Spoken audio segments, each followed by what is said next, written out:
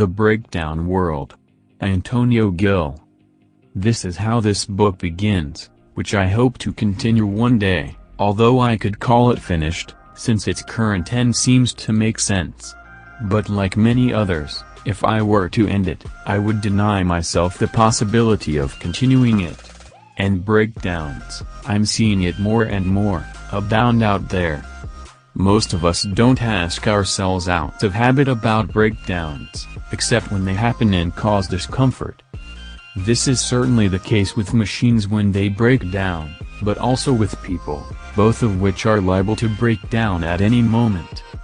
Functionalists like most of us have become, we've always found it strange that things and people can break down, but what's really bizarre, if you think about it deeply, is that there are things and people that work.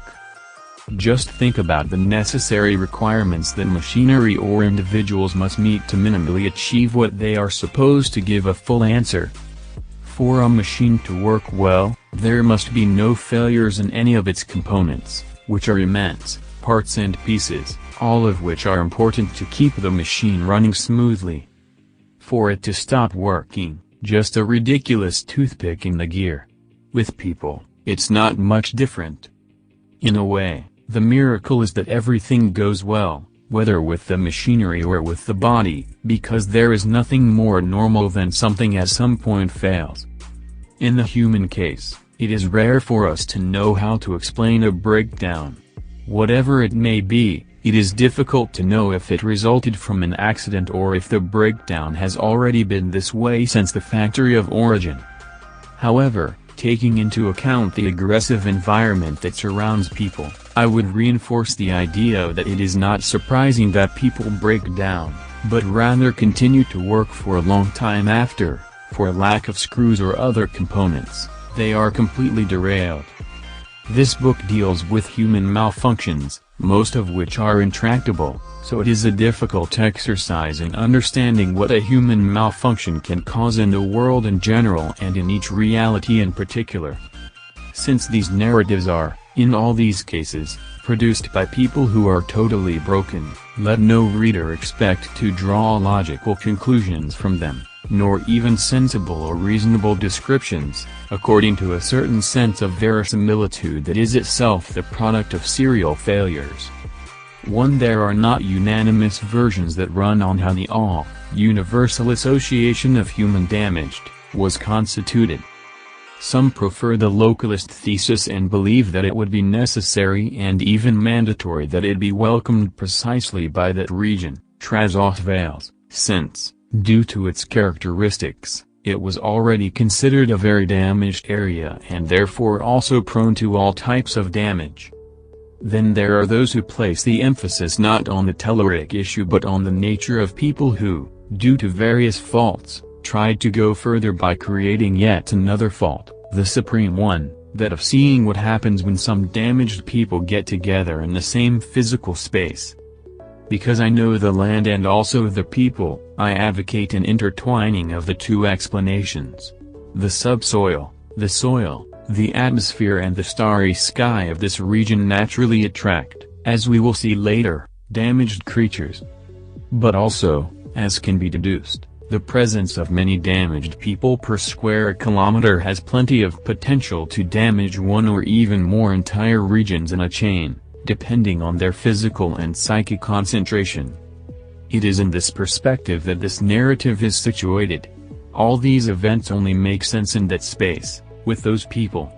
Or rather, they won't even make sense, except perhaps for the fact that they belong to a category of events that are much less rare than we assume, since we tend to forget or ignore everything that challenges our most mundane everyday experience. 1. Installing Commission of the Universal Association of Human Damaged. Human damaged people are much more numerous than anyone can imagine, and knowing that, the former Major Juvenal Vega, the philologist Polyester and the astrophysicist Asesa launched, via the net, a piercing appeal, having also, with half a dozen more of disabled people in Mirandela, where they lived, distributed through pamphlets on the streets, hand to hand and explaining, eye to eye glasses, eyeglasses to eyeglasses or eyeglasses to eyeglasses, the objective stated therein. This was the content of that brief manifesto and, 2-in-1, also a call for a first founding meeting from which the association could germinate. Broken brothers and sisters, it is time to admit that the world is hostile to us, starting with our own species, and therefore it is also finally time to support each other. May one of us never again walk alone among the functional, the illiterate and the others. And we can actually help each other because each of us has different faults. Each individual normally corresponds to a specific type of malfunction, as we can all see throughout a life full of malfunctions. Some of us, gifted, can break down in the wildest areas of action and thought, and we have such cases here. As a general rule, however, there are individual quirks or fixations, even in breakdowns.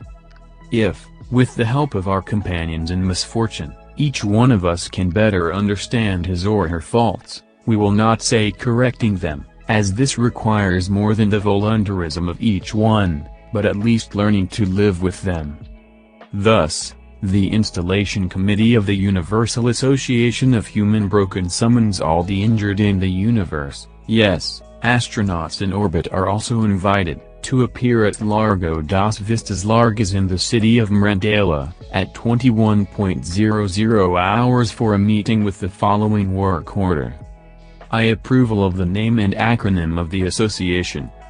2. Election of the digesting bodies, 1. By the method of drawing and exchange. 3. Sharing of experiences, open microphone. And they signed on behalf of an installation commission. 1. So it was stated in the document, no doubt the editor was faulty, the ex-major himself, who must have been thinking about lunch. I'll spare you, readers, the comments that offered an initiative expressed in these terms. I'm sure your imagination will fill the gap.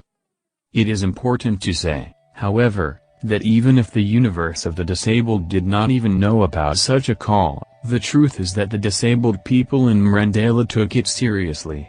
Very seriously.